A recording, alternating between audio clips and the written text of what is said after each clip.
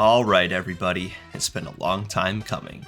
We are finally at the fourth part of our tutorial series, which will be the combination of everything we have learned. If you've already watched the past 3 tutorials, then by this point you know how to play the 5 core C-types in Ranked.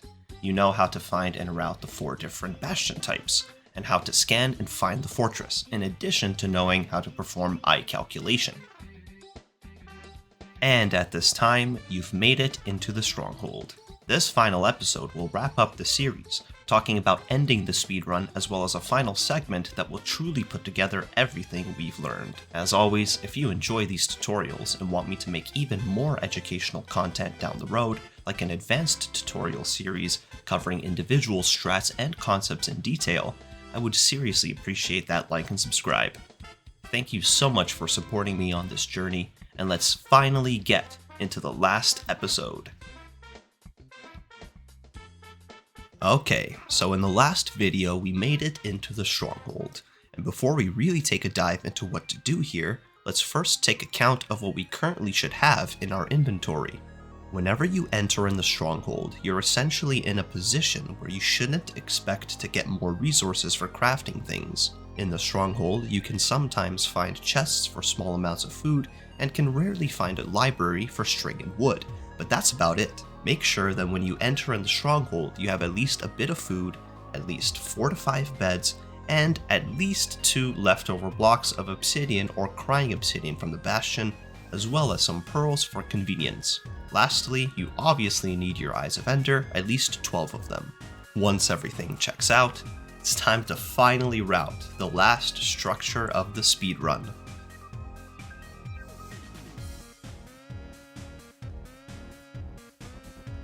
Welcome to the Stronghold, everybody. It is here where the final parts of your speedrun will take place, and your ability to carefully traverse an admittedly confusing structure will be tested. To briefly summarize, in Ranked, the Stronghold split is more or less a big mini-game of who can find the end portal room first, which is a room that only spawns once per Stronghold. There are many sprawling hallways and distinct room types that the Stronghold has, but only one room is the portal room. I mentioned in the previous video when I spoke of eye calculation that whenever you throw an eye in the overworld, it points to something known as the starter staircase of the Stronghold. Without using an eye calculator, if you normally threw Eyes of Ender in the overworld like during a playthrough, you'll eventually get to a point where the Eye of Ender gets thrown into the floor. The distinct chunk that this happens in turns out to be the chunk where the starter staircase is directly underground. Once this happens, you can actually position yourself within that Minecraft chunk at the 4-4 chunk coordinate, which is the center of that starter staircase. Mine straight down at that chunk coordinate, but offset yourself by 1 at 3 or 5 on X or Z respectively, and just mine straight down. You'll see that you encounter the starter staircase perfectly, since it does spawn every single time on that 4-4 chunk coordinate. It turns out that in the eye calculator, the exact coordinate you get after calculating points exactly towards the starter staircase chunk, which means that when you make your second portal in the Nether, you very often get placed in the starter staircase. The reason why this matters is because in order to properly route the Stronghold and find the end portal room, most of our navigation strategies here expect that we begin in the starter staircase, which, in other words, is the starting point for the entire Stronghold and the area that it generates from. Now that you understand why this starter staircase matters, it's time to finally route this thing.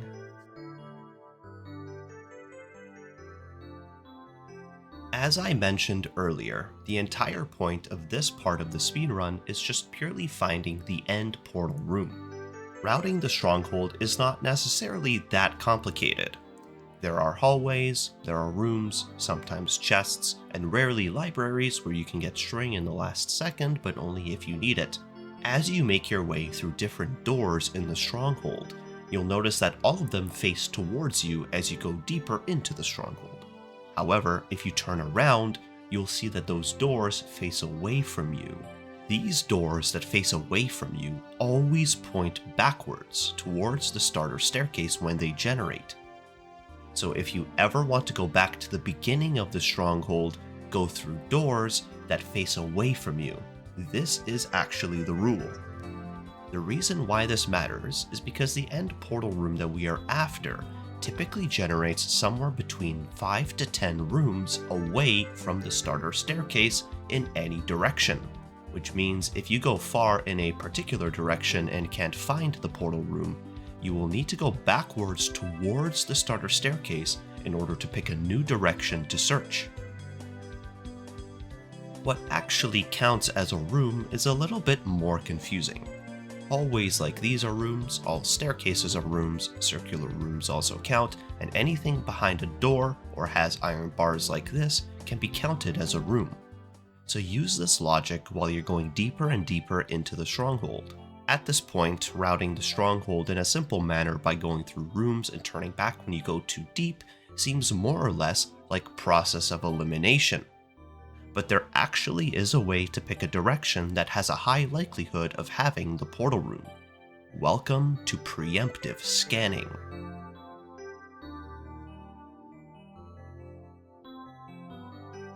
For stronghold routing, there is one overarching pivotal thing to understand. The end portal room actually has a silverfish spawner in it, which means if you go into your buried treasure pie graph, that silverfish spawner can actually be scanned. This is huge. This means that when you enter into the stronghold, the first thing you should be doing is a 360 scan to find the best possible orange spike on your pie chart. Like with buried treasure, you should set your render distance to 8, entity distance to 50, make sure you're in the pie graph menu for buried treasures, and start scanning. If you are getting weird spikes at this stage, what you can also do is go into your NVIDIA settings and turn off multi-threading. Special thanks to my chat for helping me with this one. For finding the portal room, you will typically get multiple different spike possibilities, so I'll try and introduce as many as I can. Since you're in the stronghold and chests can be scattered around, this orange block entity's value can be obfuscated since you're looking at multiple chests in addition to the silverfish spawner. And it usually gives you a spike that looks something like this, which is known as the big orange spike. Overall, you generally want to go for the spike that is more or less the largest one, as it has a higher likelihood of containing the silverfish spawner. So spikes that are around this size are usually pretty good. Small spikes have a lower likelihood of being the spawner, so you want to find a spike that is large but not too large to indicate something like a mineshaft, which can give you really wacky large spikes like this. Once you find a good looking spike, just start sending it in that direction, and rescan along the way if you get lost. Let's go over a few examples of preemptive navigation. Alright everybody, so we're on a brand new world. I'm currently going to be running the mini practice kit, and this is something that I mentioned earlier in the previous tutorial that would be really helpful to use. It allows you to practice any split in the game, so I'll put another link in the description of this video for you to install it. I'm just going to go ahead and enter an iSpy, and let's talk about doing some more preemptive scanning. So the general gist of preemptive scanning, like I mentioned, is just finding the best possible spike to find the portal room. There are a couple more things that I want to mention about Stronghold navigation. So one thing is that whenever you're in starter staircase, you can verify that this is starter by going up and kind of seeing it blocked off by stone like this. This is usually, I mean, not usually, but this is what starter staircase always spawns like. Another thing is that when you're in this center staircase area, or in the first room after the staircase, you see that there are 5 possible branches. There's left, top right, in this case it's buried, and then bottom right, and obviously middle. The thing is, for either left, or top right, or bottom right, if one of these walls are blocked off by stone, then the other corresponding side is open. So it just so turns out that since the top right room is blocked off by stone, the bottom right is actually technically a hidden wall. We luckily saw the little button here, but usually it doesn't have one. You just mine through the wall if the opposite top or bottom side is blocked off and vice versa. So let's go ahead and begin doing a scan. 50% entity, 8% or 8 render, OFOV, and let's take a look. As you can see, we're already getting a pretty decent big orange in the left to top left direction. If I scan other ways to deduce, turns out our only spike is really pointing towards top left. Since I already can kind of see that this left side is blocked off, it makes sense for us to go top left and to force this type of direction. Wherever this spike is, you can rescan. Ooh, it's pointing us more directly this way. Let's go ahead and follow through. And what do you know? We found the portal room to another different seed here. Let's go ahead and do another case. Let's go ahead. So in this case, you can see that we clearly aren't getting a good spike in any particular direction. Now, this usually means one of two different things. The first possibility is that the silverfish spawner is just simply too far in a particular direction to be scanned by our scanning method. So what we would want to do in that case is we go pretty deep into a room that is forward or to the side, make some distance, and then just scan again a second time to try and find a spike later on in the stronghold.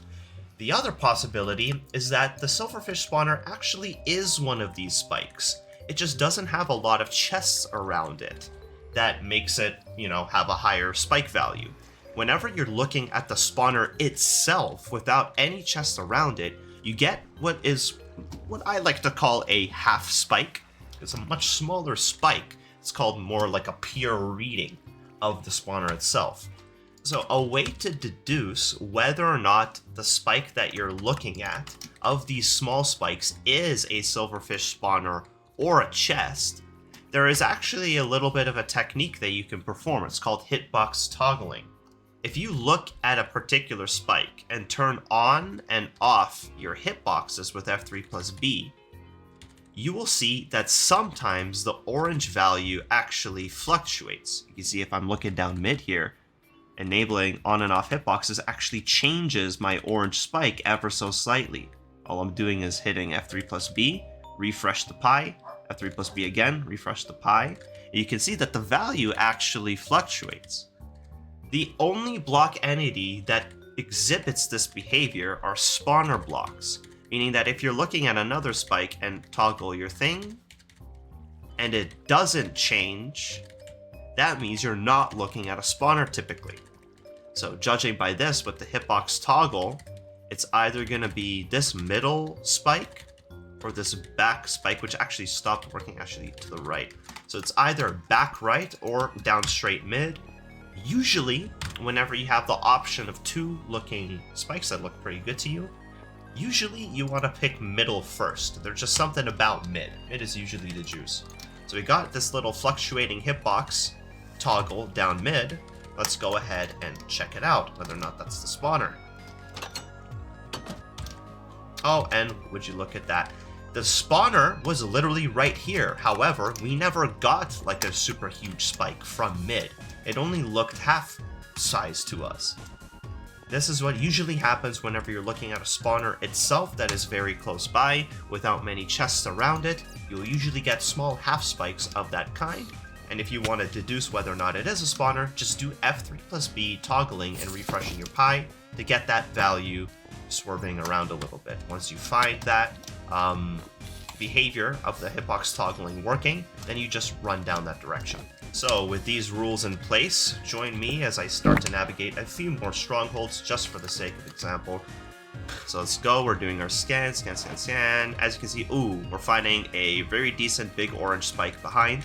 And usually we call big orange as being like large, but if the spike is around this size, like 50% of your pie, if not a little bit more, it's usually like between 50% to 75% of your pie is orange. That's usually the portal room spike. It could be slightly different for different PCs, but that's usually what I go by.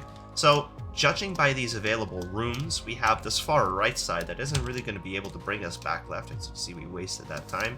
So we're going to go down mid and try to find rooms that turn us to get to where that spike was. So since I'm going down mid here, I remembered that the spike was back that way. So we want to like go down mid and then take this left room that will help us go back. And the path seems to be absolute perfect. Would you look at that? That is actually perfect navigation right there. Going again, we're going to do a couple more.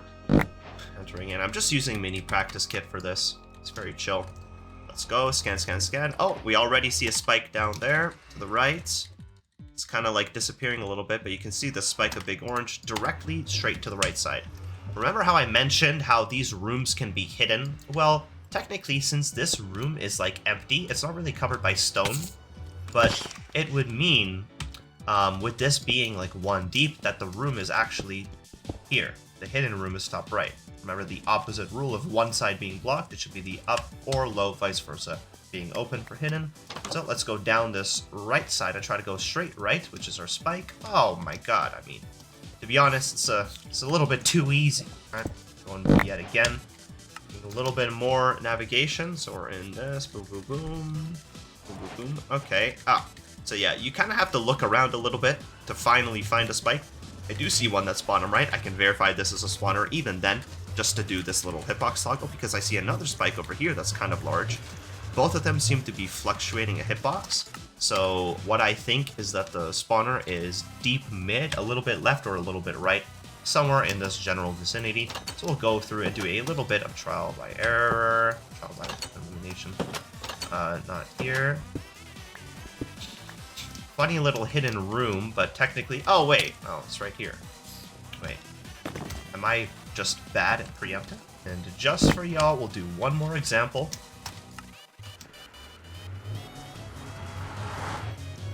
As you can see, we see this spike that is generally left side. I want to deduce a little bit and see top left. It's not really top left. I'm getting this spike when I look deep left down. So honestly, I think we're going to go down this left staircase. And we got completely scammed. If that's the case, you just run right back and then take the other left side. This is a scam, so it has to be down mid left. And look at that, right? Remember how I mentioned mid is usually what it is?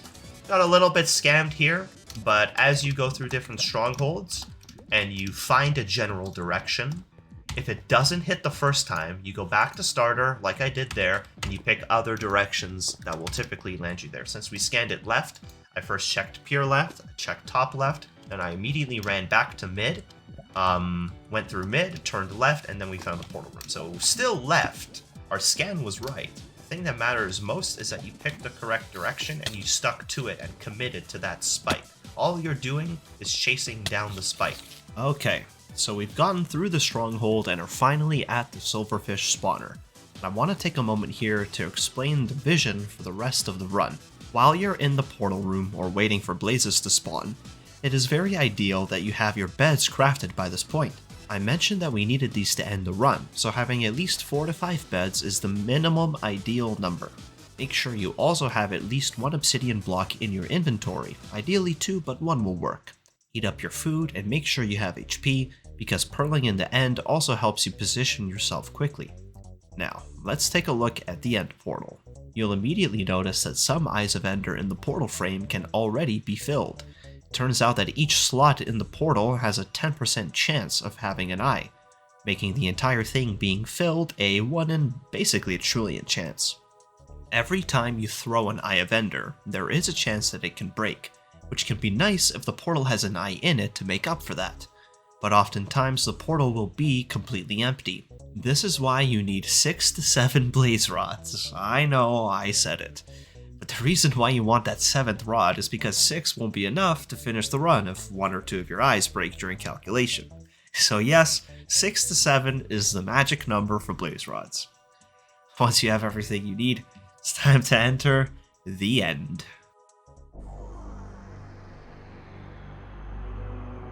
Welcome everybody to the end.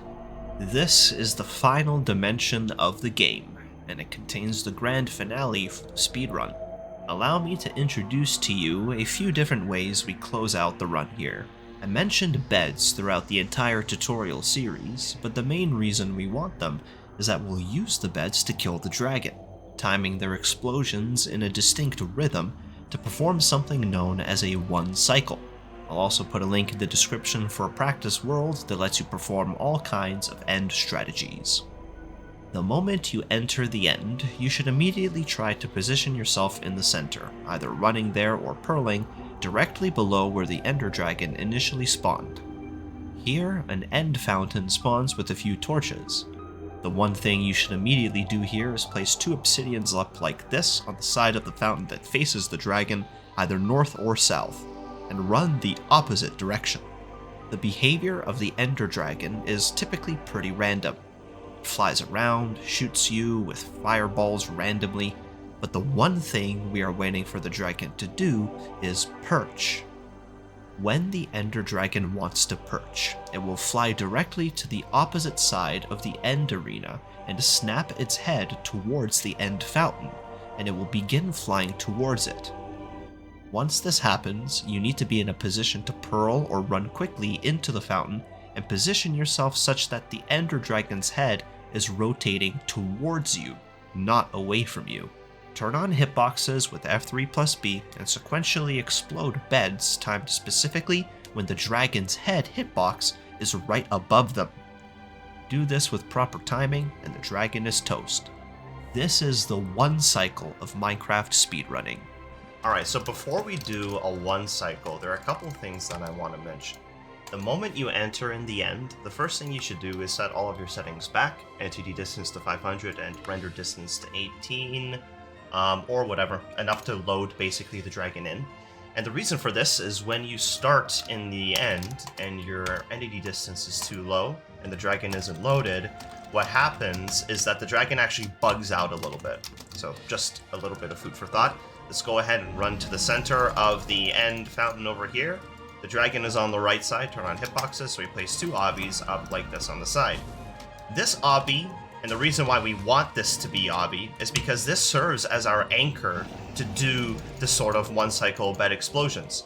If you used a normal block like that, instead of the obby, what would happen is that your beds would actually explode and you wouldn't be able to place more. The reason why this is helpful, let's say, what is that, like 4 blocks up, 2, 3, 4, and then we do like 1, 2. If I basically just stood here, and assuming that was bedrock, you can kind of place your beds on a formation like this just by aiming at the block up there. See, I got hit by a little bit of fireball from the dragon, but if I run back over here, you'll see that you can basically stand in the corner edge of this little place and place beds sequentially and time it like that. It's important to practice the rhythm for these bed explosions, because you're going to be utilizing that clearly to kill the dragon. So with this in mind, let's do that. And now let's just run to the opposite side now and just wait for a perch to happen. And basically the dragon, sort of before it perches, it kind of flies to that opposite side initially. So a motion that you can kind of look for before it perches is the dragon flying directly to the other side. Based on these movements, it's not going to perch for a little bit of a while, so we can go ahead and run to about 72 blocks on positive or negative Z, respectively, to go out far. Take a look at the dragon. The moment you see the dragon fly towards the opposite side of the end, you kind of want to run a little bit preemptively, just to be in place to actually land your pearl to get you into the center fountain. At this point, we're just waiting for a perch. So the dragon is flying to the opposite side. Let's see. It didn't perch yet. And just wanted to mention that the perch motion, it's usually just like a direct head snap. So take a look over here. Maybe it's about to perch. Boom. That's the head snap right there. Land a pearl. And so basically, one thing I want to mention, because I mentioned this earlier, is you want to be on the side of the obsidian where the dragon's head is facing towards you. Or turning towards you, rather. So basically, assume that the head is where my mouse is. It's going to spin its head like that. And then, when it does that, it's going to spin back the same side. The dragon spins its head back, and back, and back, and back, along one half, or one side of this end fountain. You want to be on the side that its head is turning towards. In this case, it turns out to be here. You see how the head's turning towards me? Explode your beds. Basically, when the dragon's head is right over the bed, and there you go. It's kind of hard to demonstrate, but I'll do another example. And craft up my beds, and you might be wondering, what's the minimum amount of beds that you even need in your run to be able to do this? Well, the answer to that is 4. You can actually kill the dragon with a minimum of 4 beds, called 4-bedding the dragon. Of course, it assumes that you have a pretty decent accuracy and consistency with doing one cycle. There is also a 1 in 13 chance that the dragon does perch instantly upon entering like the end and quickly getting to the side. Dragon does an instant perch. It's roughly around 1 in 13 chance. Oh, wow, look at that. Okay, so let's position ourselves on the side. The head's turning. It's turning towards us, see this motion? Turning it towards us on this side.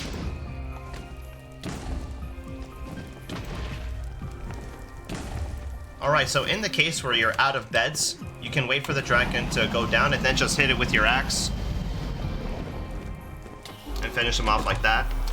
So that's called axing the dragon. Whenever the dragon is, you use all of your beds and the dragon is kind of low HP, you can afford to let it sit down and it will only fly away. Generally, it's forced to fly away once it takes a minimum amount of damage from your axe or sword.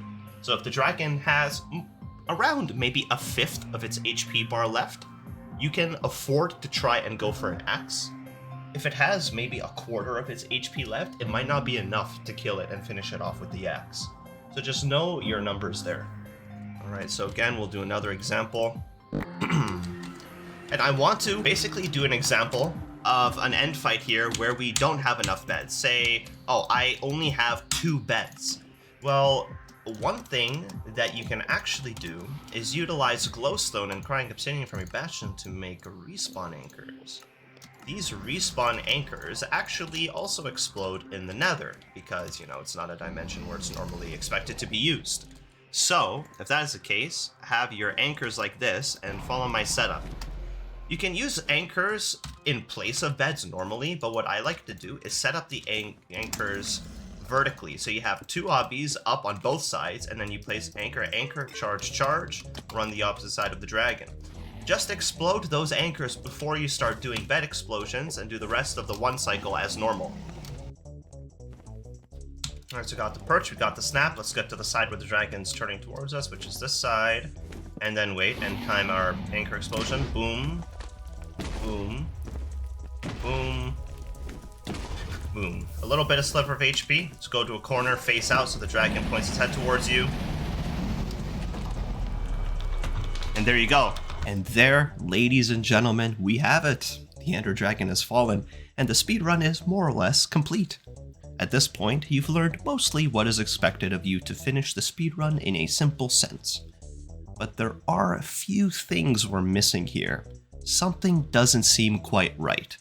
And it's the fact that the time it takes for the dragon to perch in order to do a 1 cycle is incredibly, painfully random.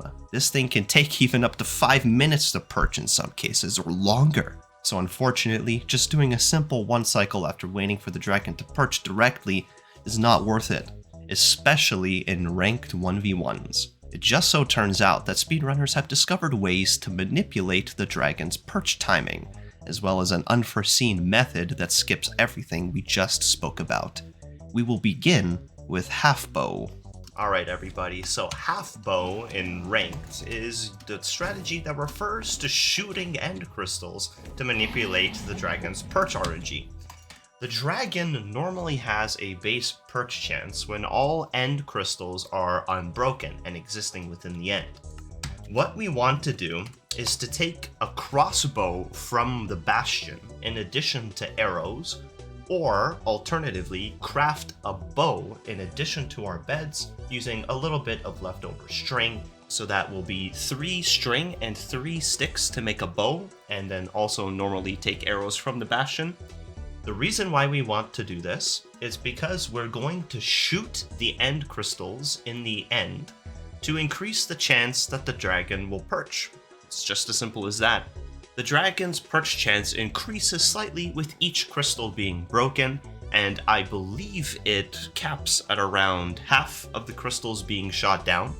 So if we do like a tally starting at this, it'll be 1, 2, 3, 4, 5, 6, 7, 8, 9, 10 towers in the end. So breaking about 5 to 6 of them with your crossbow is ideal to get Halfbow working. So if we want to properly perform Halfbow, let's go ahead and craft our beds and load up our crossbow. And what I like to do is offhand the crossbow, because we'll be able to build up a little pillar while we're shooting arrows. And the reason you want to do that is because as you break crystals in the end by shooting them, the dragon typically shoots fireballs corresponding to end crystals being broken. So we set up our obby, run opposite side, and then just start making your pillar. See, we already got shot. The moment you get shot, you just build up one block works, let the fireball land, and then place up one block. And since our crossbow is in our offhand, we can begin to shoot the end crystals. I want to break around 5 to 6. Remember, see, I just got shot by a fireball. I'm building up as I'm being shot by fireballs again. Let it land and then build up one. That's the optimal way of doing it. Nice shot. You can really eyeball this. Shoot around 5 to 6 or 6 to 7. At least 7 end crystals. We basically shot a lot of those, and the moment you're done, you just pearl down or boat down if you don't have enough HP to pearl down, and then run to the opposite side and get in position to do your one cycle as normal. Now, just one thing I want to note, it's still technically random for the dragon to perch. Even if you do Halfbow in ranked, the dragon can still not perch for like up to 5 minutes at a time. It's a little bit unlucky though if you do Halfbow. The whole point of this strategy, however, is just the consistency that it brings. When you are in ranked, you will see that a lot of ranked streamers do Halfbow in the end. Halfbow does add that extra little bit of silver lining to your speedruns, and you should go for Halfbow in every single case, basically, that you can.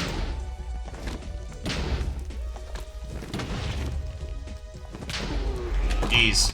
First 4 bed of the tutorial. Let's go. So, as you can see, in ranked speedruns, doing Halfbow is superior compared to just waiting for a one cycle normally. You just need to have pre-crafted a bow or have a crossbow from the Bastion's chest with arrows, and position yourself on a build-up tower after setting up your one cycle obsidian. The rest is just the same as one cycling, albeit with a much higher perch chance due to the end crystals being destroyed. It is a bit more complex, so definitely practice this on some end practice maps. Now, a Halfbow is great, everybody, it truly is. But if you want to push your speedrun to the next level and actually get some good ranked elo, there is something you must eventually learn. One cycling is now unfortunately mostly a thing of the past. Speedrunners have cracked the code on a method of killing the Ender Dragon way before it ever has a chance to perch in the first place. This involves abusing the specific behavior of the dragon that it exhibits right after it spawns, and you have a window of about 15 to 20 seconds to do it upon entering the end.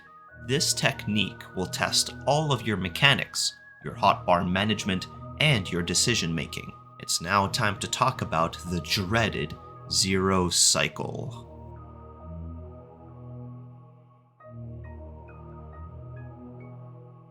We are all aware that the Ender Dragon generally behaves in random ways. It's random when it perches, it's random when it shoots fireballs, and its moment-to-moment position is more or less random. However, there is one thing about the dragon that isn't random, and that's the behavior it has the moment you enter the end. When you enter the end and immediately fly up to look at all of the towers from above like this, you'll see that the obsidian towers all spawn in set locations. It just so turns out that when the dragon spawns, it always flies towards one of 4 specific locations chosen at random. This is either the front right tower here or the back left tower here, looking at it from where you spawned. We'll refer to these spots as the front and back diagonal nodes. For the front or back directions, 1/8 of the time it actually flies to the towers directly in the east and west, which are called the front and back straight nodes.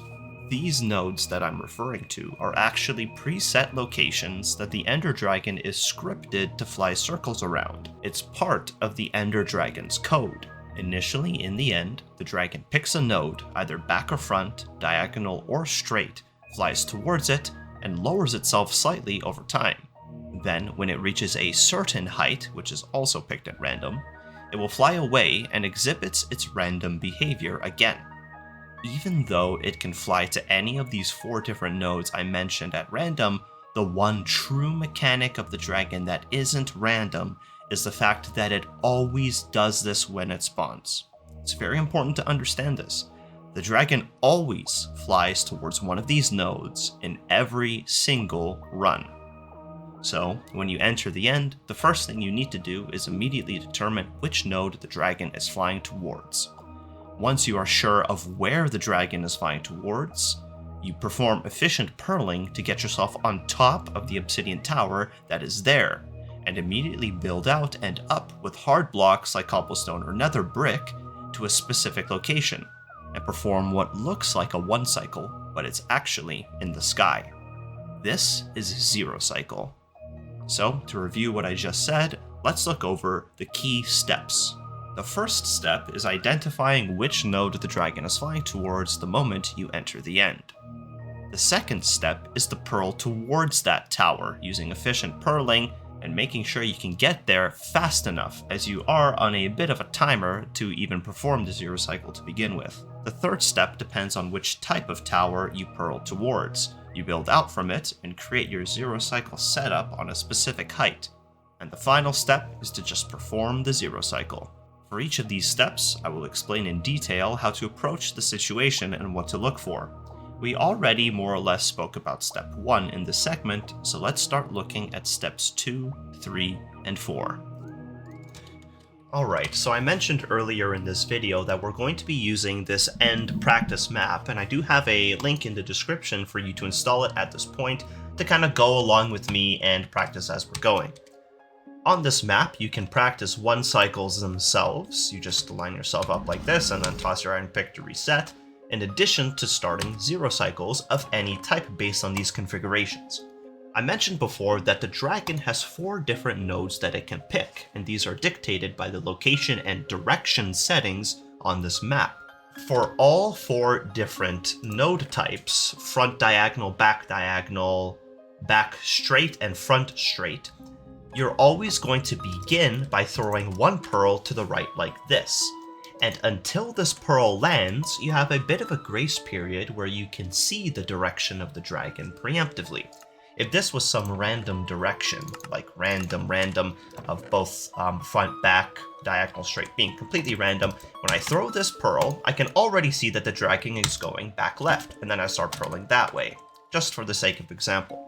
I will begin to go through the different 4 cases of all the different nodes that the dragon can pick, beginning with front diagonal, which is the front right tower. Will spawn in the end the moment you enter the end.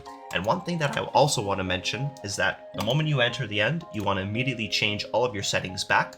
Your FOV as well as your render distance and entity distance to both be pretty high, 20, 500, 16, whatever you want for those, but you need to be able to load the Ender Dragon in so it doesn't bug out on you. Obviously, you always want to be doing this.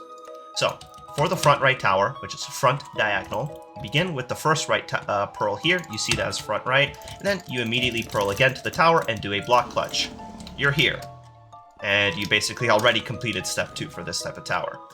For the back diagonal tower, which is back left tower, we'll begin by throwing this pearl, and by the time this pearl lands, we can see that the dragon is already going back left. For the front diagonal tower, we threw 2 pearls, but in order to make it to the back left tower, we need to throw 3 pearls total. So the moment we land with this pearl, you'll see that we immediately start doing a sprint jump in this direction.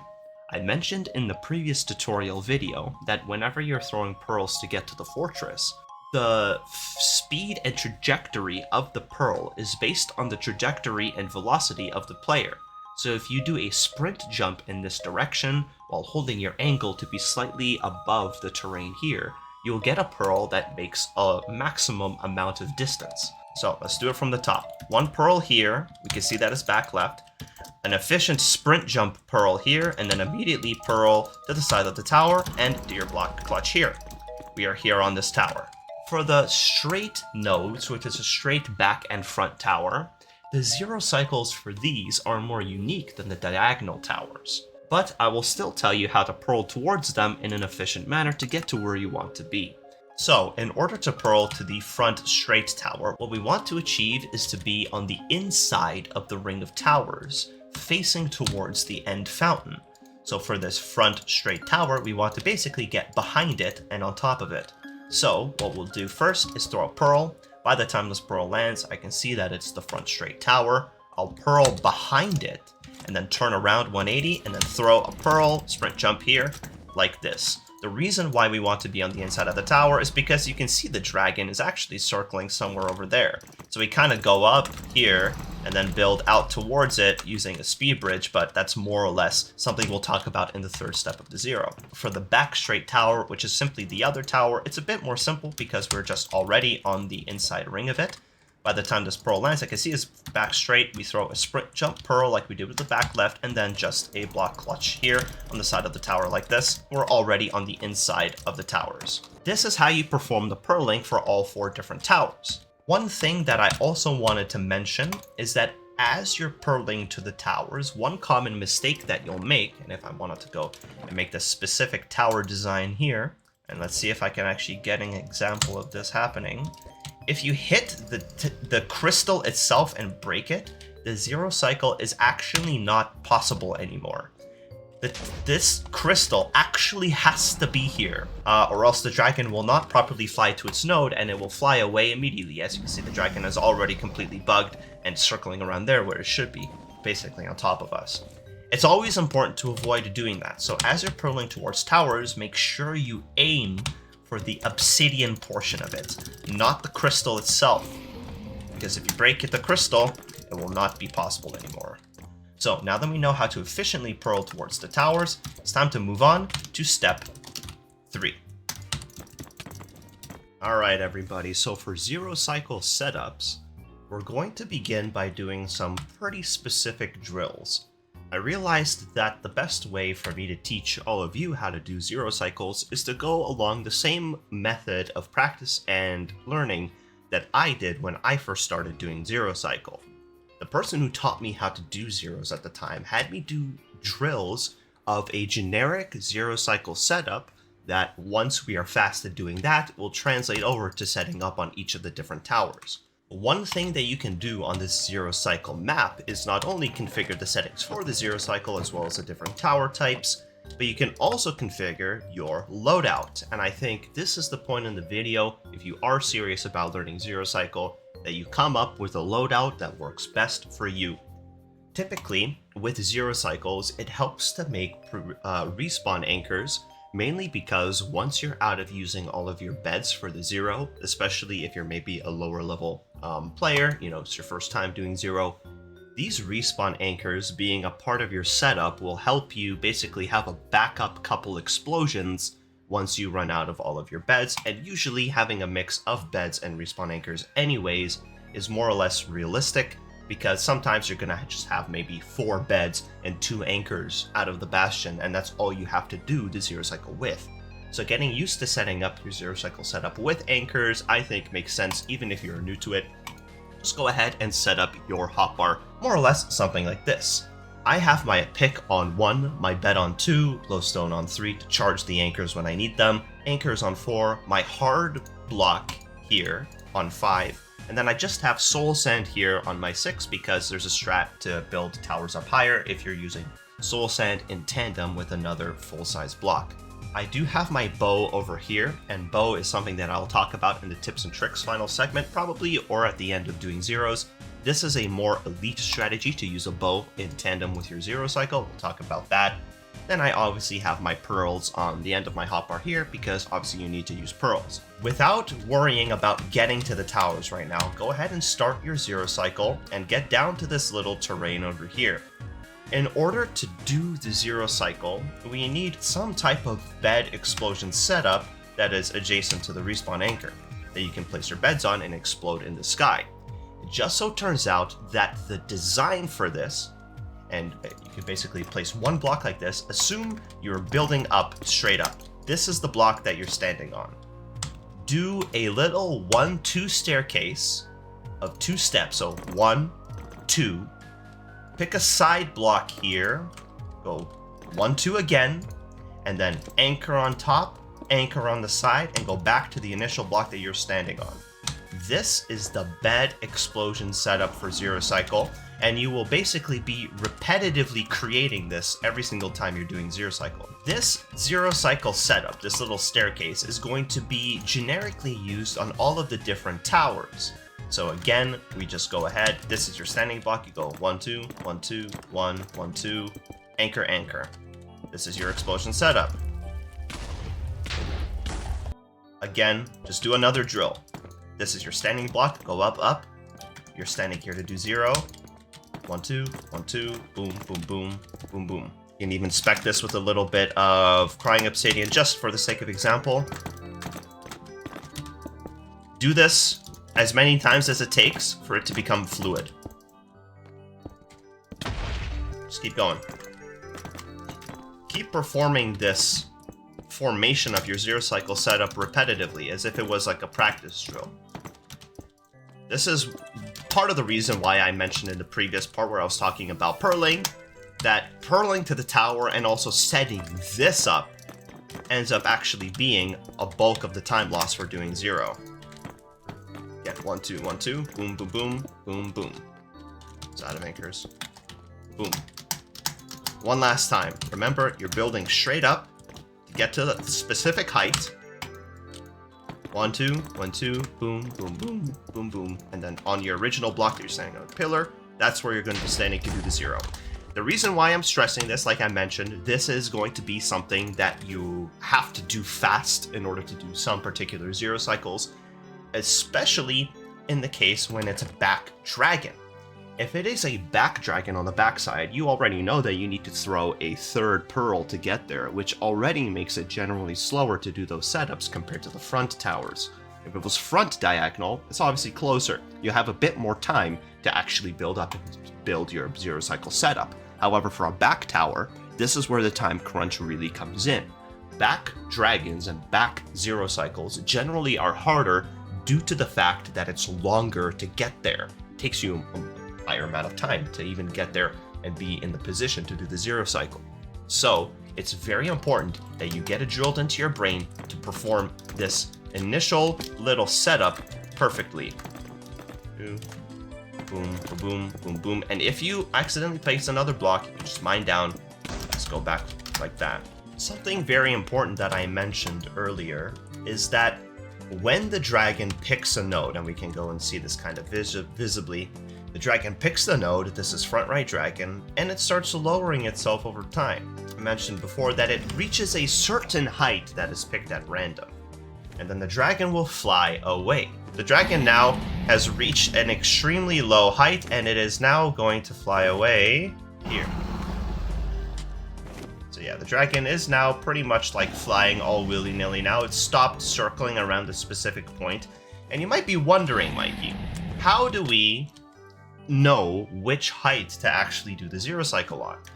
Well, based on the rotations of the dragon and a lot of different trial and error by a lot of different runners, it turns out that there are kind of these points where the dragon circles around perfectly around a singular block. We want to basically get to a height where we can time it so that our bed explosion is on a perfect location where the dragon is centralized. It turns out that the heights to do this very conveniently end up being Y91, Y95, and Y99. These are generally the 3 different heights that Zero Cycles are performed on because it's timed specifically for the dragon's head to be in position to be exploded. Based on the position of the dragon and the height of the tower that you currently are on and building Zero Cycle setup on, you want to pick one of those 3 heights depending on the scenario. So, if that is the case, I'm going to explain the vision for how we set up a 0. So, for front right tower or any tower in general, what some speedrunners like to go off of is the exact coordinates themselves of where you are. So they like to do Zero Cycle on a very specific X and Z coordinate. Well, I'm not even that smart. I don't even go off that. I go off the visual representation of the tower. So for the caged towers, which we will talk about first, we're going to pearl on top of the tower, get on top of the iron bar cage, which is a little bit, admittedly, a little bit difficult to do because of the cages, and you'll see why. Once we're on top of the tower, we're going to build out 3 blocks on the front right corner of it, and I'll show you exactly what I mean when we get there. Build up to Y95, and once we're standing on Y95, we do the little staircase little thing. We're building up to Y95, we do one like this, so 1, 2, 1, 2, boom, boom, boom, boom, boom. We set this up so that once we're standing on this, we are on Y95 in the sky. See what I mean? So let's go ahead and put it into action. Run right tower. Gonna go up. And the corner we build out on is on the edge of this iron bar. Go 1, 2, 3. Build up until you're on Y95. Check with F3. 1, 2, 1, 2. Boom, boom, boom, boom, boom. Standing on Y95. The dragon is there, and we're in position for the 0. Now that you kind of understand, let's go over the different cases. For each tower, I'm more or less going to talk about it. For small cage compared to tall cage, these are both the cage towers. It's going to be the exact same thing. Pearl up to it. Try to get on top of the bars. Practice that. Corner block. 1, 2, 3. Let's go up, up, up. We're on Y95. Turn off F3 once you're in position to do the 0. Now we're in position to do the 0 at Y95. So those are the setups for the 2 small cages. You just build out 3 on the back right corner of the iron bars. Build out 3 in that forward direction, then just build straight up to Y95, and once you're on Y95, you do the 1, 2, 1, 2 anchor staircase setup thing. So now that we know how to perform the 0 cycle setups for the cage towers, it's time to talk about the next class of tower, which are the M towers, which will be these 3 towers here. One thing that I wanted to mention is that towers have different classes, and so the taller towers from this point on will never have cages on them. However, for these 2 towers, M85 and M88, I would say that these are the easiest towers to do 0 cycles on. It's just very simple.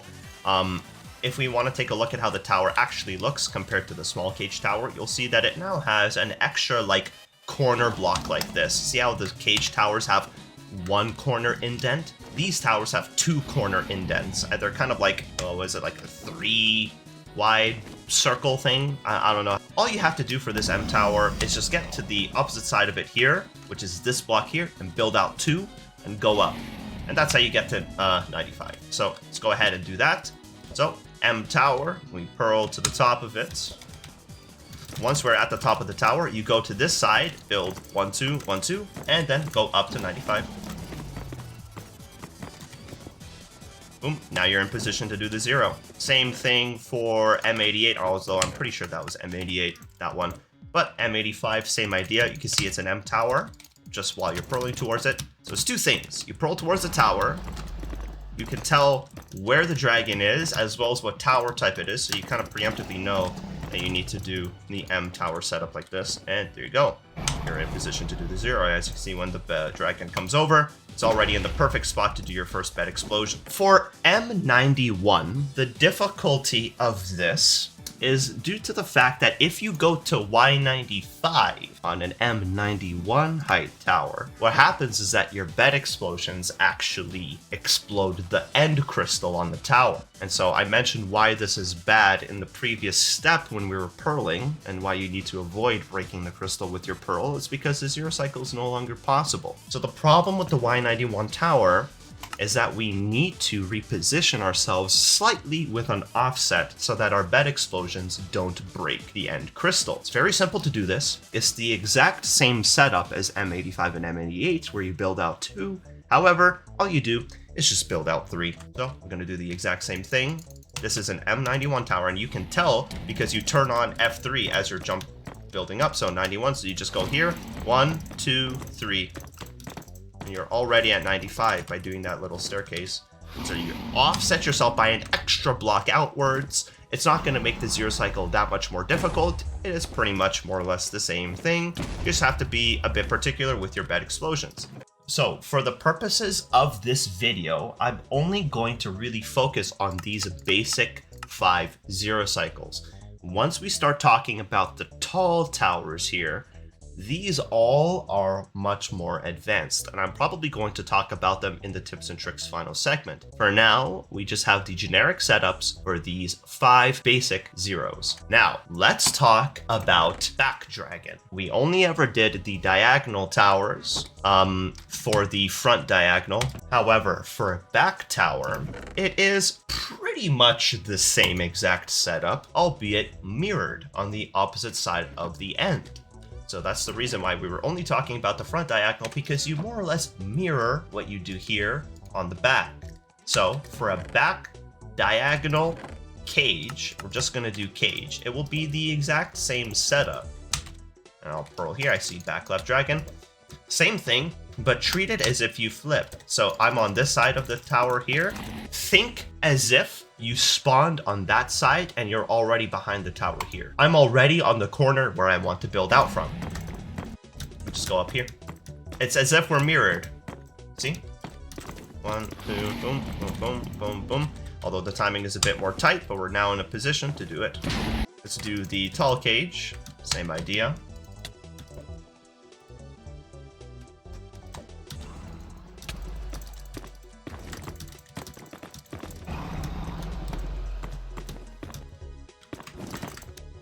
There is a reason to think that this might be easier than doing the front dragon, because you're already purling towards the spot, and that's kind of the way you want to mentally approach it. For M85, you're already going to be on the side where you're already building out from.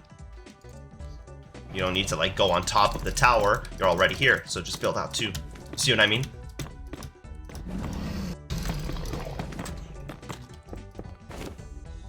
Or here, or M88.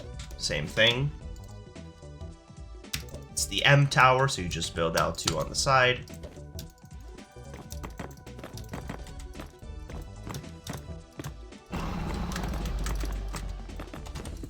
Here. See how important it is to pearl efficiently and also build up this little staircase thing. And again, for M91, it's the same principle. If you're at 2 offset, you're going to break the crystal, so you need to build out 3. So we're here, 1, 2, 3. That's it. And once you're on 95, standing, do the 1, 2, 1, 2, boom, boom, boom, boom. That's it. Like I said, for the purposes of this video, we will be talking primarily about these basic zeros, and at the end of the video, I will talk about the T towers. However, if you just want to basically know how to do T94, the problem with this is that I mentioned that you have typically different heights that you can do the zero. I was mentioning that you should do 95 for the bulk of these towers, but for a low tower like M85 downward to the small cages, you can just do your zero cycle setup at Y91. The problem with that is that the lower the height you pick to do the zero cycle, the higher chance that the dragon reaches the node height that it's scripted towards, and it will just begin to fly away once it reaches that height. You'll see that actually the dragon flying away is a big problem for the bulk of zero cycles. That's why it helps a lot to be consistent with at least pushing 95 on the vast majority of these towers. The problem with T94 is that Y95 is right next to the crystal. So for these T towers, namely T94, you need to get to Y99. That's why doing T94 is a bit difficult for newcomers. However, I will show you essentially how we can go about doing it. It requires a very specific, efficient pearl to already get you to the top. You build out 1, 1, 2, and then go 99. The timing for this is a very tight window, and if you're very experienced with doing zero cycles, then you can go about doing this. So, we finished talking about diagonal towers, and the way to do the straight towers, like I mentioned before, being pretty unique, is that it requires a bit of a different approach. So we're just going to pick generic M85, because it doesn't really matter the tower that you're on, you pretty much go to the same location every single time. If we, for example, set the dragon to be straight front, and take a look at where the dragon actually literally is circling around, it's not right next to the tower as it was for the previous diagonal towers. The dragon's actually circling somewhere over here, which is pretty far from this straight tower if you actually look at it. The problem is that in order to do this zero cycle, we need to get to the top of the tower, get to a specific height, which in this case is 88, 92, or 97.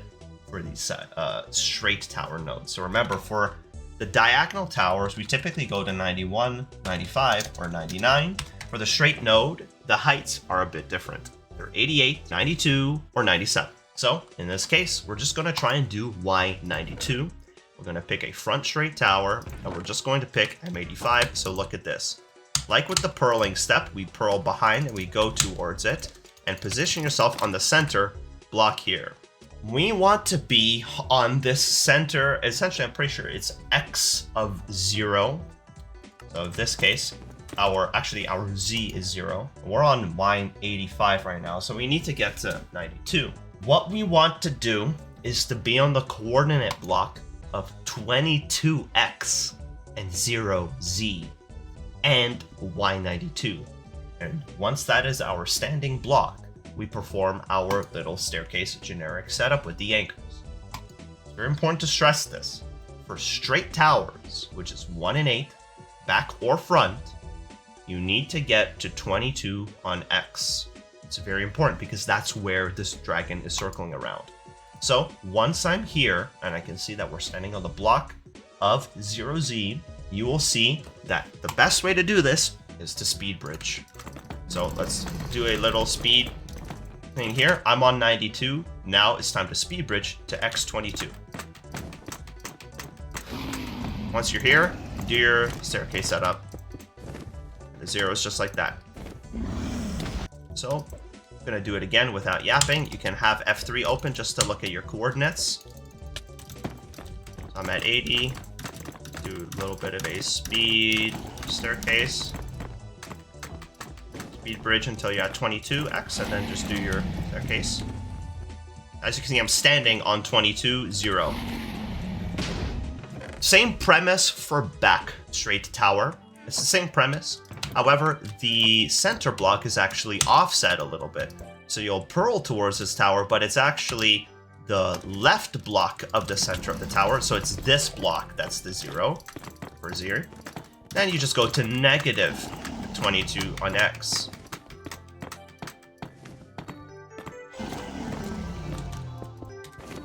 Regardless of the type of tower that's here, you're always generally going to this location. So, again, boom, boom.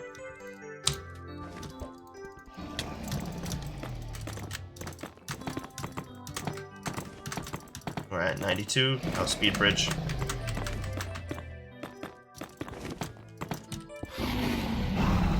And then you're here.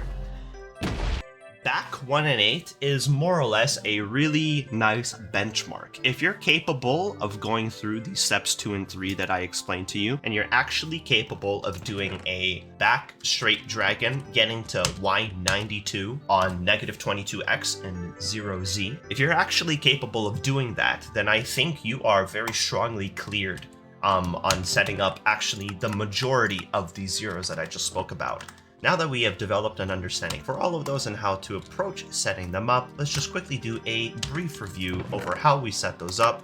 So basically, based on these 5 different towers, we want to get typically to Y95. You can get to Y99, which is called pushing 99 on the bulk of these towers. The reason why doing 99 would be faster is because obviously the dragon spawns above and it starts coming down onto the node from above.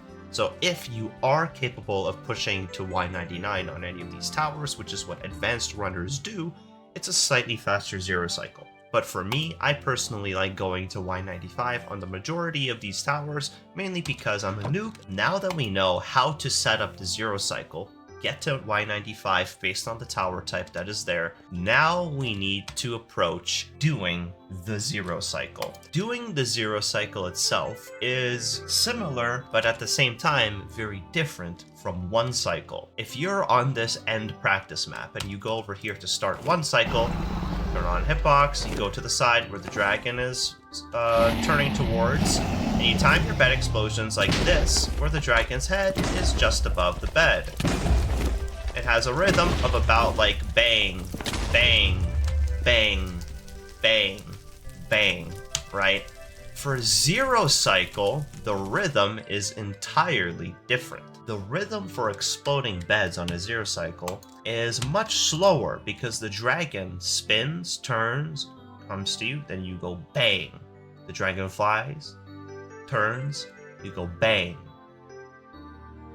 Bang. That rhythm is slower, and you're gonna see it when we set it up. So let's go ahead and set up a 0 cycle. Let's say, okay, and you can even do this with me. Go over here, select M88, start your 0 cycle. Let's purl, front diagonal, M88, purl to the top. We're here, so we're on to 1, 2, 1, 2, up to 95. 1, 2, 1, 2, bang, bang, bang, bang, bang, stand, turn off F3. And let's explain a little bit of the vision here.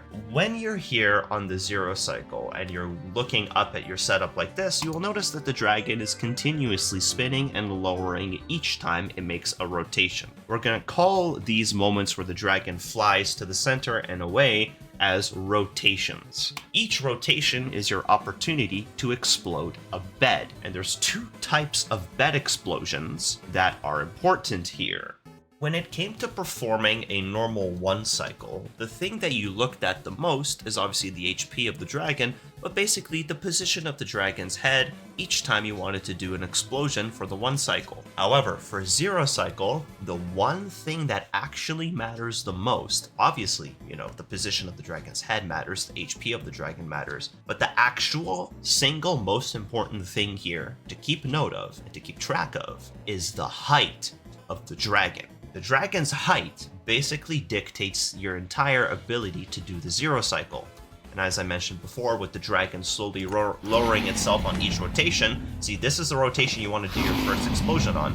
But if you, for example, let the dragon go too low, it will actually break the bed and knock you off and kill you. So the dragon getting too low isn't only going to break your bed, it's going to murder you. Let's go ahead and set up another front diagonal M88 tower. So, on the topic of the dragon's height being the most important factor here, there are ways that we can actually control the dragon's height, and this is with 2 different styles of bed explosions. Obviously, we place a bed on top of the anchor and we explode it when the dragon's head is on top of it. That part is obvious. However, compared to 1 cycling, the dragon's height is actually incredibly sensitive to the timing of when you explode your bed. There are 2 main types of bed explosions for 0 cycle. The first is an early bed. Early beds, timed when the dragon's head hitbox is slightly before touching the bed, typically deal more damage. However, they deal much less knockback to shoot the dragon upwards. So for early beds, they will deal more damage, but on the next rotation, the dragon will be much lower. Late beds, however, timed for when the dragon's head is basically on top or a little bit past the bed itself, deal less damage, however deal much more knockback to send the dragon back upwards for its next rotation, thus letting you basically control the height of the dragon with 2 different styles of bed explosions. The key to performing a perfect 0 cycle is to have the absolute best rhythm for beds that are not too late nor are too early to make the dragon go low. If you have late beds, then all you'll do is send the dragon upwards constantly with each bed explosion. So let's wait for the dragon to get on its rotation. Let's do a late bed here. You see how late that was and the dragon is up? Another late bed. Now the dragon's really up and the beds aren't really doing that much damage, you see? However, if I did a super early bed for my first bed explosion compared to the late one, it would look something like this. I'm going to do it before the dragon's there pretty much. This is an early bed. And I'm waiting. Oh, let's do it. Oh, it broke my bed because the dragon went too low as a result of that bed explosion being much too early. As I mentioned earlier, the key to having a perfect 0 cycle is having the best rhythm of both late and early beds whenever you need them. So let's go ahead and do a 0 cycle and I'll annotate my bed explosions. And for the purposes of this, we're just going to be using beds.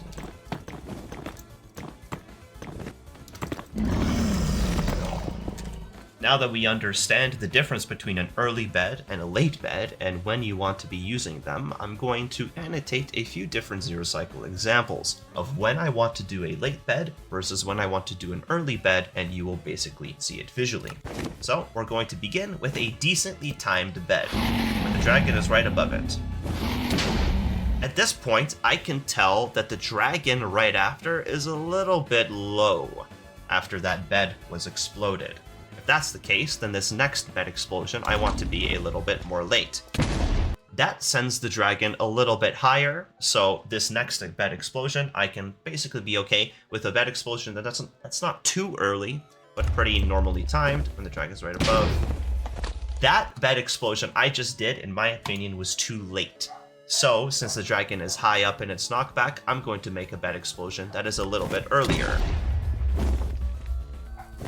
Dragon's right above, and let's go ahead and finish. That's the 0 cycle.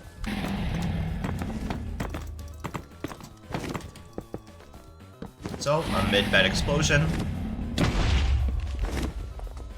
Another mid-bed explosion. That bed was, a little bit late. However, the dragon's height is still pretty good because it was low. Since the dragon was already a little bit low after the first bed, doing that slightly later bed was not a bad idea. We can do another mid-bed explosion here.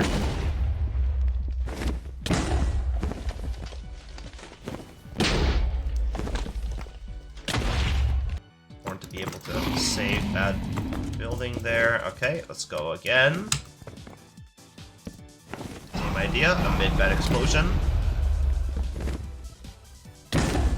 So that bed explosion that I just did a little bit less damage, but it did do a bit more knockback because it was a late bed. So this next bed I'll do slightly early, bring the dragon down, and now I did a slightly late bed because I was a little bit scared that the dragon went a lot lower than normal.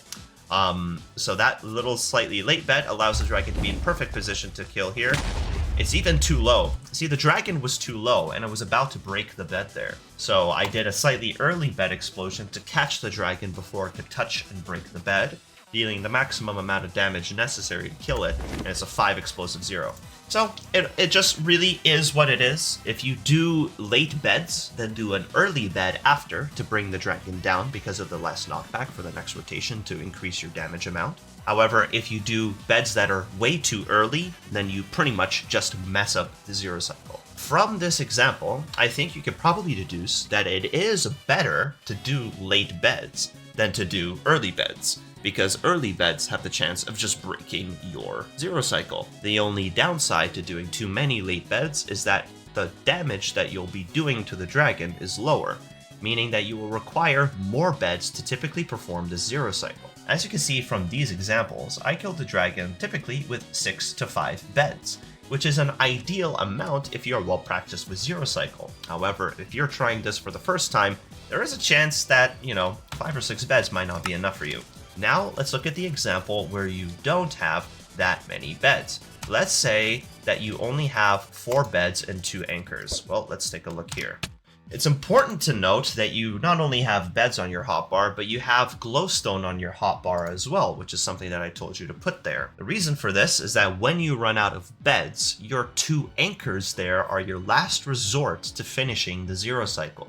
It's just important to note that when you charge and blow up the crying anchor, it will be able to damage you and break the platform that you're currently standing on as well. So when you charge the anchors, you want to charge them with glowstone, but then quickly block them off using your hard block of nether brick. And you can do this by placing blocks on a charged anchor by pressing Control or Sneak, whatever your sneak button is to crouch. Press that crouch button, then right-click a block on the charged anchor to not explode it, but put a block on it. You'll see an example of this. So let's go ahead, do our explosions, and I'm gonna give myself 4 beds as a limit here. Early bed for more damage. Boom. Okay, so I know that I'm basically screwed. I have to do anchor explosions, so let's charge the anchor, and you'll see me crouch and place 2 blocks under it to block it from damaging me. Blow him up. Other one as well. See? You charge the anchor quickly, place a block under it with Control, or whatever your sneak button is, just Control for me, and then you explode it, time for the dragon to be there. As you can see, I had 4 lackluster beds, but when I brought out the anchors, the damage was absolute. For the straight towers, we're looking at, getting to our little x22z0 coordinate of negative or positive, depending on if you're back or front straight, respectively. So if we do an M91 tower, and let's say that it's front straight tower, so we get behind it,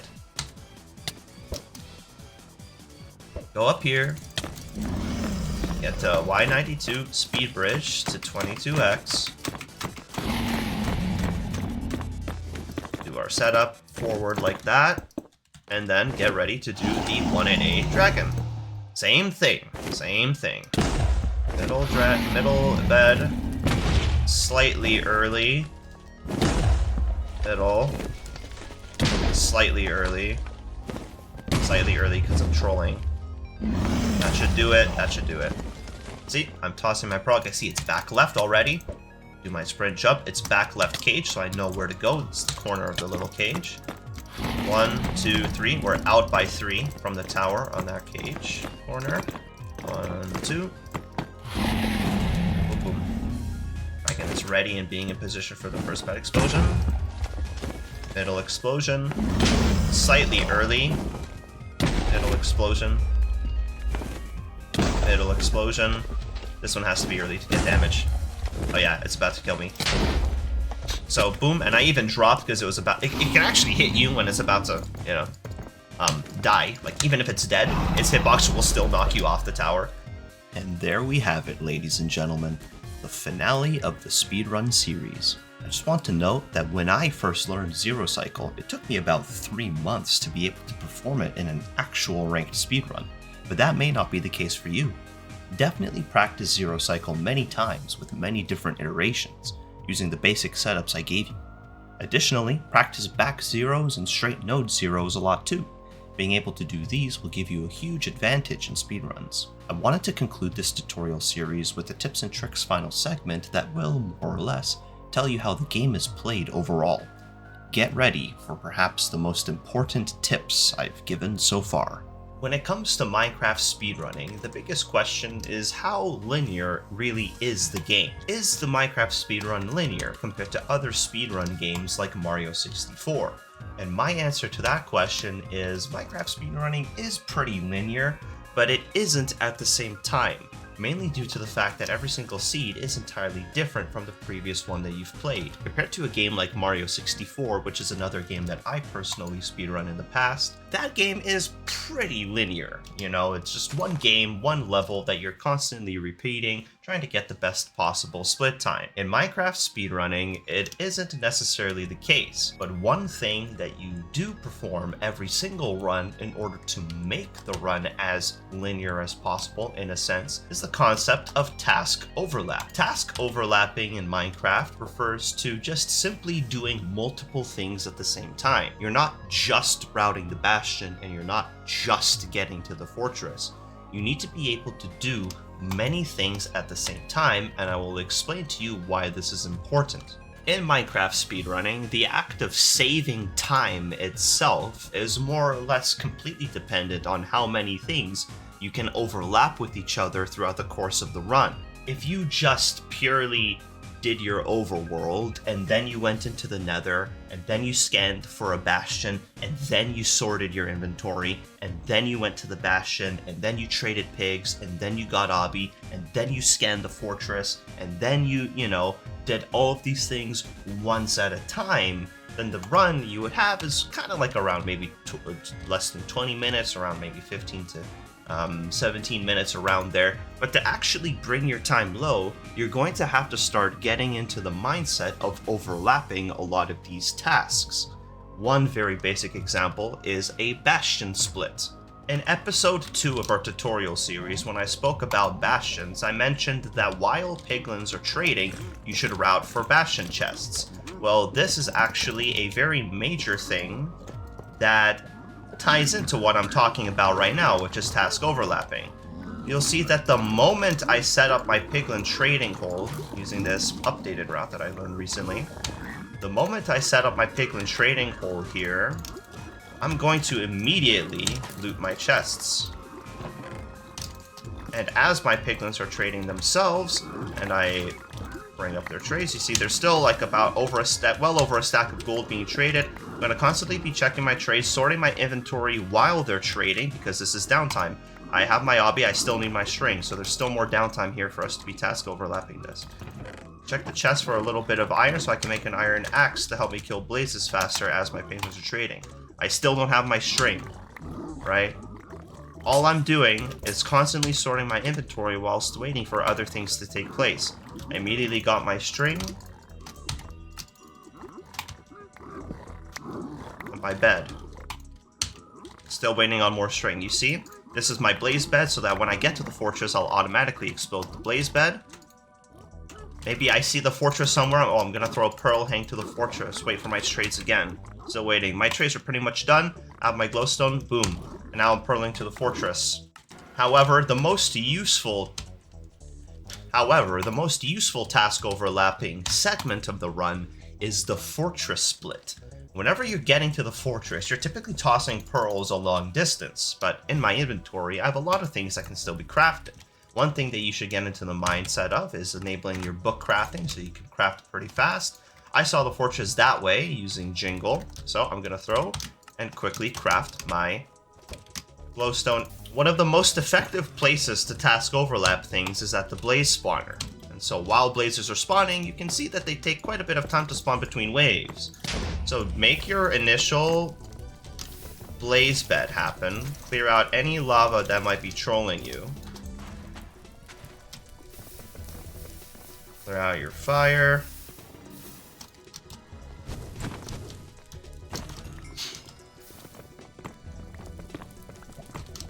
And as the spawner is cleared, blazes will keep spawning per wave, but you don't want to just stand still and wait for blazes to spawn. While blazes are spawning, craft the rest of your beds. Craft your anchors. Oh, a blaze spawned? Kill it. Okay. You're waiting for blazes to spawn again. What are you going to do? Stand still? Make your portal to make your eye calculation. Blaze spawners are actually loaded for about 30 seconds while you are in the overworld. So if you enter in this portal next to this blaze spawner, that blaze spawner is technically ticking for 60 seconds. Or not 60 seconds, 30 seconds. So while you're here, do an eye calculation whilst waiting.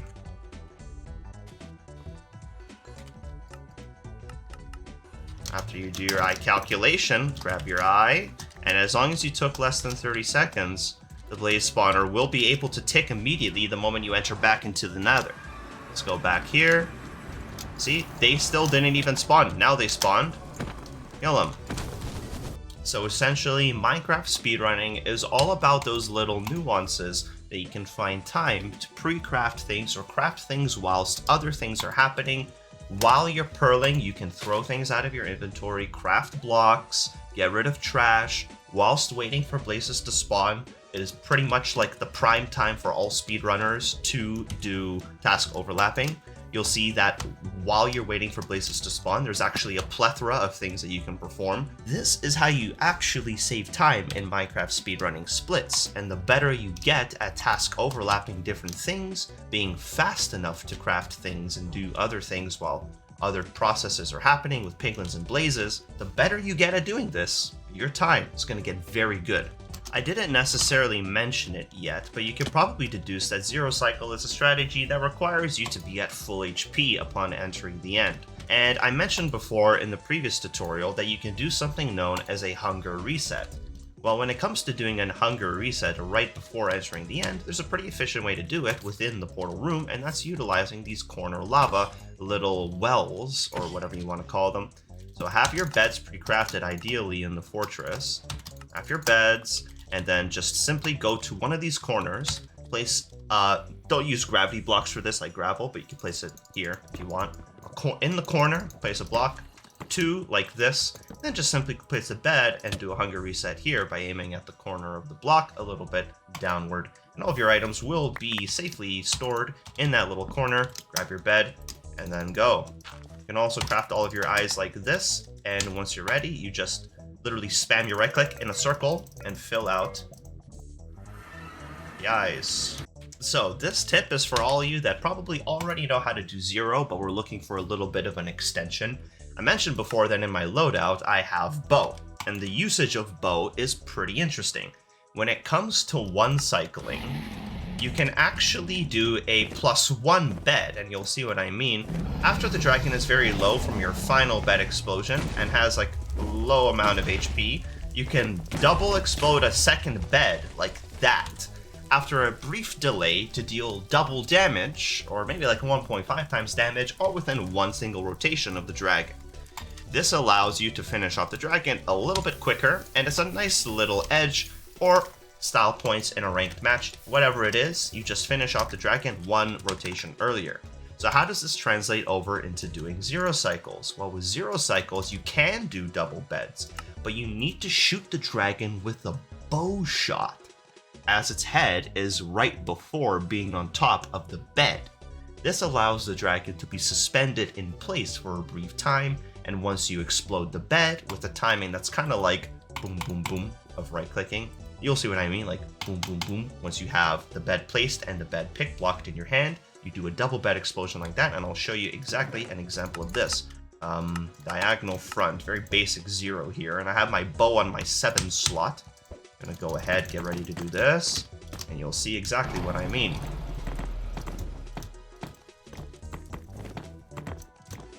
So right before the dragon is on top of the bed, I'm gonna shoot it with a bow shot.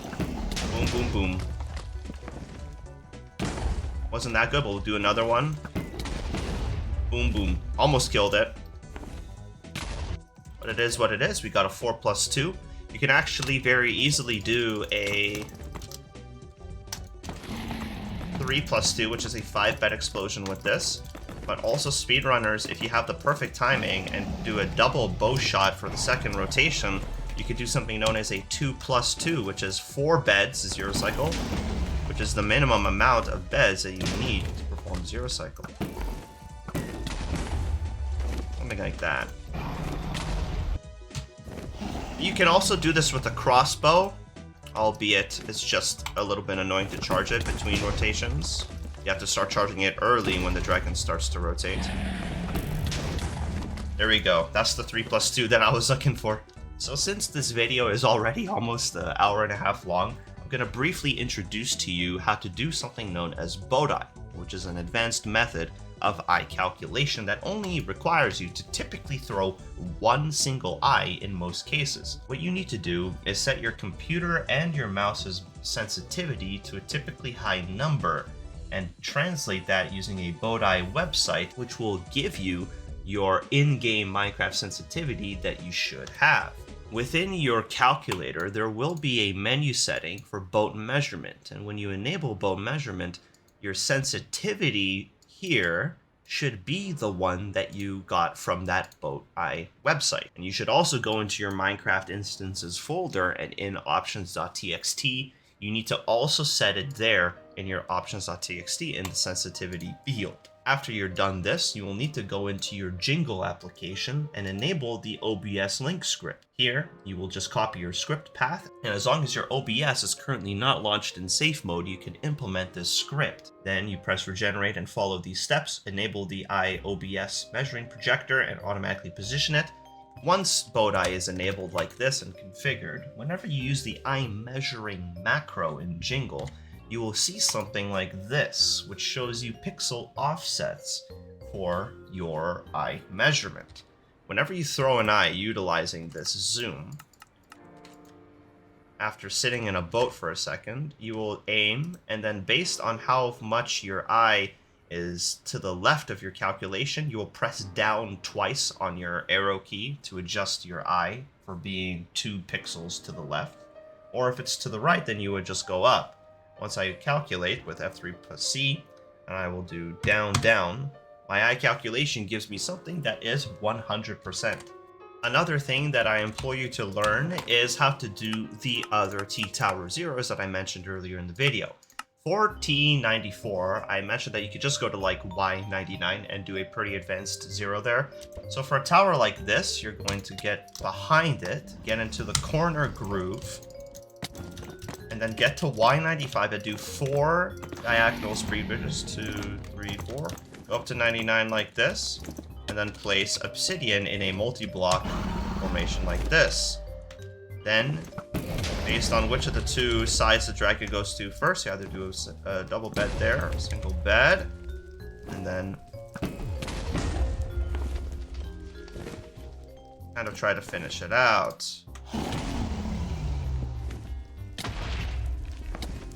As you can see, I'm not necessarily the best at doing side setups. I kind of died doing it. But it is what it is. I implore you to attempt to practice some side setups because these are the ways that you're actually capable of doing these really tall towers in the end. And this is something that I only recently learned myself, so I do implore you to try it out on your own and learn it even faster than me. One general thing to understand about Minecraft is that different food items are not really made equal. There are a lot of different foods in Minecraft, but a lot of them give you different amounts of hunger fill, and a lot of them heal you for different amounts for longer periods of time. Generally, rotten flesh is obviously regarded as the worst food item. You eat it, it gives you hunger, and you drain a little bit more, but it will be useful to heal little amounts of HP, because when you get rotten flesh, you usually get around like 15 to 20 of them in a run, from like a shipwreck or a desert temple. So rotten flesh as a last resort does work, but you typically want better food options. Apples are kind of weak as well. They heal 2 hunger and they don't really heal that much HP. They're not that good, but at least better than rotten flesh. And bread, I would say, comes after that. Cooked meat like pork and steak are definitely extremely good food options. They give you 4 hunger, but the food that actually has the highest saturation value, that heals you for the most amount of HP and retains its hunger value the longest, is golden carrots. So if you ever get carrots out of a shipwreck, in addition to the Bastion gold, you should always try to craft gold carrots, as this is technically the best food item in the game. And there you have it, everybody, the final tutorial episode. I just want to say a special thanks to all of you, the community, for helping me on this journey. I know my development has been a little bit sporadic as a result of a lot of things happening over the last few months, but I'm glad that I was finally able to release this to you guys. I've seen a lot of your amazing comments tell me that you've learned how to do a lot of things in Minecraft, and it's really, really special to hear that. And I hope this tutorial episode taught you something meaningful and significant to help you finish the end split in a better time, or at least doing 1 cycles or half bows, as 0 cycles are a little bit more daunting, but I'm glad that I taught that nonetheless, and I hope some of you are able to do 0 cycle after watching this. Again, thank you so much, and I really, really can't be more grateful. Now that this tutorial series is over, I am definitely going to set my sights on a different type of series where I'm going to be talking about multiple different splits in specific. Rather than making hour-long videos, I want to have shorter form content just to make the content a little bit more digestible and watchable over time so that you don't really have to sit through what is essentially the lecture of these videos. So this style might be improved. There was also a pretty cool comment that mentioned that I could make an annotated speedrun where I do a speedrun and explain every single step I take, every decision I make throughout the run, a little bit of an annotated playthrough, so maybe we can look forward to some of those as well. Again, I just want to say thank you from the bottom of my heart. Thank you so much for all of the support and love. Y'all are amazing, and I hope to see a lot of new Emerald rank players coming around. Much love, everybody. Take care of yourselves, and until next time. And also, Merry Christmas.